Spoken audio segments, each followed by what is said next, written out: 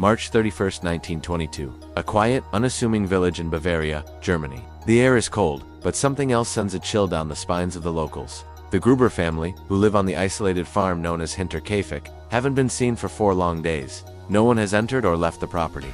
The silence is unsettling. A small group of concerned neighbors decides to walk over and check on them. What they are about to uncover will become a story that haunts Germany for more than a century. They push open the barn door. The smell hits them first. Then, they see it. Stacked like firewood, almost neatly arranged, are for bodies. There's Andreas Gruber, the 63-year-old patriarch. Next to him, his wife Cheselia, their widowed daughter Victoria, and beside her, Victoria's 7-year-old daughter, also named Cheselia. All 4 have been savagely murdered with a mattock, a heavy farming tool similar to a pickaxe. The wounds are brutal, yet disturbingly precise. The horror doesn't end in the barn. Inside the house, the search party finds 2 more victims. Victoria's 2-year-old son, Joseph, lies lifeless in his crib, and nearby the family's new maid, Maria, who had just arrived at the farm that very day. Her skull is crushed. She had been employed at Hinterkaifeck for only a few hours before she was killed. 6 people, an entire family, wiped out. But the truly terrifying part of this mystery is just beginning. As the initial shock wears off, the investigators notice something deeply disturbing. The farm animals are alive and well. The cows in the barn have been milked and fed. Recently, the chickens have fresh food and water. This means someone has been on the farm, calmly caring for the livestock, in the days since the murders. They check the kitchen. More unsettling evidence: food has been eaten. Bread is missing from the pantry. Whoever committed these murders didn't just flee, they stayed. They lived in the house, with the bodies of their victims just a few steps away. Neighbors begin to come forward with chilling stories. In the days after the family was last seen alive, several people saw smoke rising from the farmhouse chimney. On cold nights, someone was keeping the fire going. Someone was staying warm while 6 corpses lay frozen in the barn and the house. This killer wasn't just a murderer, they were a ghost, an occupant of the very home they had turned into a tomb. Then, there's the evidence in the snow. A single trail of footprints leads from the dark, dense forest directly to the farmhouse. But there are no prints leading away. It's as if the killer materialized out of the woods, entered the home, and simply vanished. They never left, at least not the way they came in.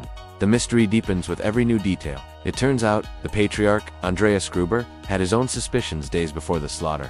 He confided in his neighbors about strange occurrences. He'd found a newspaper on his property that no one in the family had bought. He discovered those same footprints leading from the forest to the farm, but none returning. He even found an unfamiliar set of house keys. Andreas knew someone was trespassing. Watching his family, he was on edge, but he did nothing to protect them. Days later, he and his entire family were dead. The investigation that followed was one of the largest in German history at the time. Over 100 suspects were questioned. The police looked at almost everyone in the surrounding area. There were former employees with grudges. There were distant relatives who might have had something to gain. There was Victoria's rumored lover, who many believed was the true father of her son, Joseph. The police were so desperate, they even investigated the village priest. But despite the massive effort, no one was ever charged. The murder weapon, the mattock, was left right there at the scene, but it offered no clues. No valuables were taken from the house, so robbery was ruled out. The motive remained a complete and total blank. Over the decades, theories swirled, each darker than the last. Was it a simple robbery that went horribly wrong? Unlikely, since the family's money was untouched. Was it a crime of passion? The sheer brutality points to intense rage. But why kill all 6, including the children and the new maid? The most persistent theories centered on the family's own secrets. Victoria had 2 children, and the identity of their father was a source of constant village gossip. Dark rumors suggested that her own father, Andreas, was the father of her son, Joseph. The family lived under a cloud of shame and whispered accusations. Did someone from the outside discover this secret and use it to blackmail them, leading to murder? Or was the killer someone closer, someone inside the twisted family dynamic? Andreas Gruber himself was known to be a violent, abusive man. Had a past victim of his cruelty finally returned for revenge? The case was officially reopened multiple times.